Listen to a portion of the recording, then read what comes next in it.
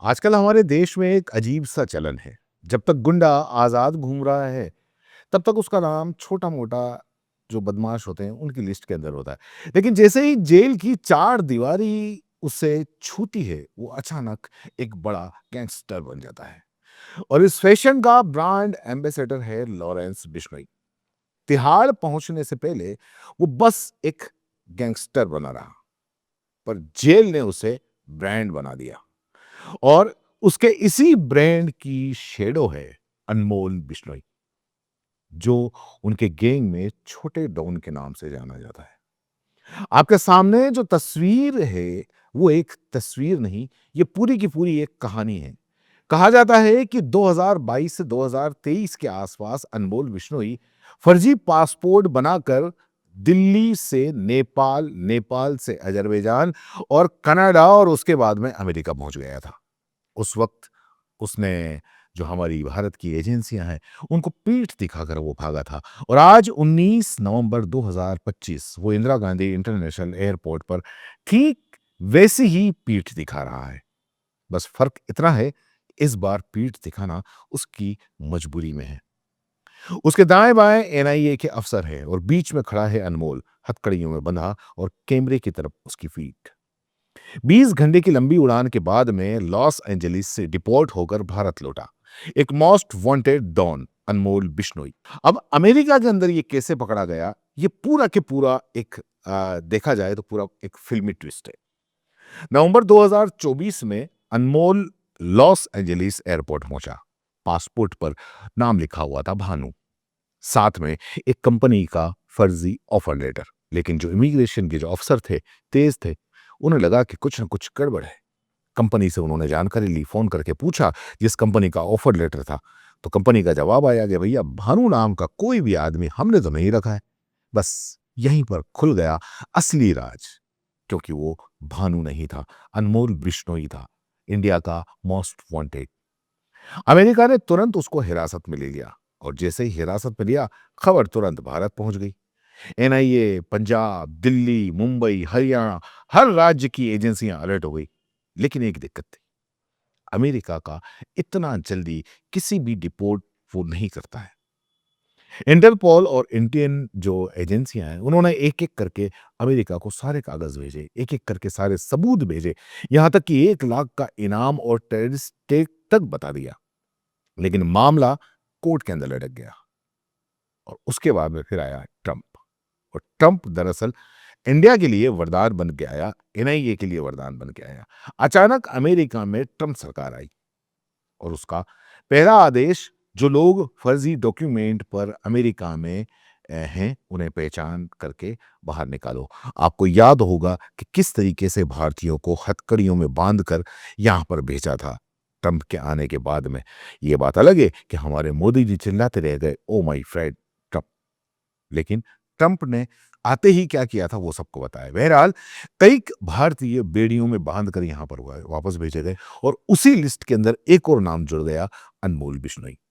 18 नवंबर को 3 भारतीयों को वापस भेजने की जो लिस्ट है वो बनी और उसमें एक था अनमोल। लगभग 20 घंटे की उड़ान और दिल्ली एयरपोर्ट पर जैसे ही उतरा, क्योंकि यहां पर जैसे ही पता चला कि उसको इस तरीके से भेजा जा रहा है, तो सारी की सारी एजेंसियां थी, वो सारी की सारी तैनात हो गई। जैसे ही दिल्ली एयरपोर्ट पर उतरा, पहले से तैनात एनआईए की टीम ने उसे काबू में कर लिया। अपराधों का जो उसका साम्राज्य था अनमोल, उस पे भी एक नज़र आपको हम डाल देते हैं। अनमोल दरअसल ये नाम पहली बार सुर्खियों में आया जब पंजाबी सिंगर जो सिद्धू मूसेवाला है, उसकी हत्या हुई। उस मर्डर की जिम्मेदारी सोशल मीडिया पर अनमोल और गोल्डी बराड़ ने ली। और दूसरी बार सुर्खियों में तब आया जब सलमान खान के घर गैलेक्सी अपार्टमेंट के बाहर फायरिंग हुई। और तीसरी बार सुर्खियों में तब आया जब एनसीपी के नेता और सलमान खान के करीबी बाबा सिद्दीकी की हत्या हुई। उसमें शूटर भेजने वाला और कोई नहीं, अनमोल बिश्नोई था। और ये तो सिर्फ हाई प्रोफाइल केस है। इसके अलावा 30 से ज्यादा केस ऐसे हैं जिसमें वसूली, धमकी, मर्डर, हिटमैन मॉड्यूल सब कुछ है। और मतलब ये अभी से नहीं, ये छोटी उम्र से ये डॉन जो है ये बनने के ख्वाब इसने देखे थे। और इसमें कहीं न कहीं जो इसका बड़ा भाई है लॉरेंस बिश्नोई, इसकी गलती थी। असल में जो अनमोल है, वो इस रास्ते पर अकेले नहीं आया। उसे धकेला उसके बड़े भाई लॉरेंस बिश्नोई ने। लॉरेंस चाहता था कि छोटा भाई क्राइम की दुनिया से दूर रहे, इसलिए उसे पंजाब से हटाकर राजस्थान के जोधपुर में पढ़ने के लिए भेज दिया। लेकिन किस्मत को कुछ और ही मंजूर था। कॉलेज के अंदर गया, आदतों से मजबूर, झगड़े किए, हथियार निकाले, धमकियां दी, और उसके बाद में फिर इसकी गिरफ्तारी हुई। फजल का जेल के अंदर गया, और फिर राजस्थान जेल के अंदर गया, और फिर बाद में जब बाहर आया, बाहर आने के बाद में उसका वही डॉनगिरी चालू हो गया। जब उसके बड़े भाई ने देखा कि ठीक है, अब ये नहीं मान रहा है और अपराध की दुनिया में ही है, तो उसने उसको अपने साथ में ही ले लिया। तो और सबसे भरोसेमंद, भाई भाई से ज्यादा भरोसेमंद कौन होता है, तो उसने अपने भाई को साथ में ले लिया, और फिर यहीं से छोटा डॉन बनने की इसकी शुरुआत हुई। जेल में जो लॉरेंस बिश्नोई था, वो जेल जा चुका था। जेल से वो जो ऑर्डर देता, बाहर जो अनमोल था, वो उसके ऑर्डर को पूरा करता। शूटर से लेकर हथियार तक सबका इंतजाम। एनआईए की रिपोर्ट ये कहती है कि लॉरेंस गैंग के 700 सदस्य हैं, जिसमें 300 अकेले पंजाब से हैं, और उसमें पूरी मशीनरी को बाहर से ऑपरेट करता है अनमोल। और आप जानते हैं कि जेल में आजकल जो भी जो इसको ऑर्डर होते, जेल से ऑर्डर होते हैं, और जेल के अंदर मोबाइल बात करना कोई बहुत ज़्यादा चौंकने वाली बात नहीं है, क्योंकि जेल में आजकल मोबाइल फ़ोन कोई बड़ी बात नहीं है। आराम से कॉन्टैक्ट होता है, पैसा होना चाहिए, जेमर-एमर कोई कुछ नहीं आपका बिगाड़ सकता। जेमर भी घूम जाते हैं, बंद भी हो जाते हैं, सब हो जाता है। तो लॉरेंस जेल में बैठकर इंटरव्यू तक दे देता है फ़ोन पे। तो सोचिए, छोटे भाई जेल में पहुँचकर क्या नहीं कर सकता है। और यही अब सबसे बड़ा डर है। एनआईए पूछताछ तो कर लेगी गिरफ्तार होने के बाद में, लेकिन आखिरकार उसे न्यायिक हिरासत में जेल भेजना ही पड़ेगा। और सवाल सबसे बड़ा है कि क्या उसे लॉरेंस वाली सुविधाएँ मिलेंगी? क्या उसे साबरमती जेल ही भेजा जाएगा? क्योंकि जो लॉरेंस बिश्नोई को भी सब छोड़ के, और जो गुजरात में, अब गुजरात में क्यों भेजा गया वो आपको पता होना चाहिए। गुजरात में स्पेशल उसे साबरमती जेल के अंदर भेजा गया, और अब कहीं भी है तो किसी भी वारंट के ज़रिए कोई भी राज्य की पुलिस उसको नहीं ले जा सकती, और उसको वहीं से सारी की सारी जो वीसी है, वीसी के ज़रिए उसकी सारी पेशी होती है। तो क्या अब अनमोल के साथ भी ऐसा ही कुछ होने वाला है? क्या स्टेट पुलिस केवल वीडियो कॉल से पूछताछ करेगी? क्या जेल में बैठकर वो भी गैंग ऑपरेट करता रहेगा? अगर ऐसा हुआ, तो फिर उसे अमेरिका से लाने का कोई मतलब नहीं रह जाएगा। उससे तो ज़्यादा ठीक था कि अमेरिका में था।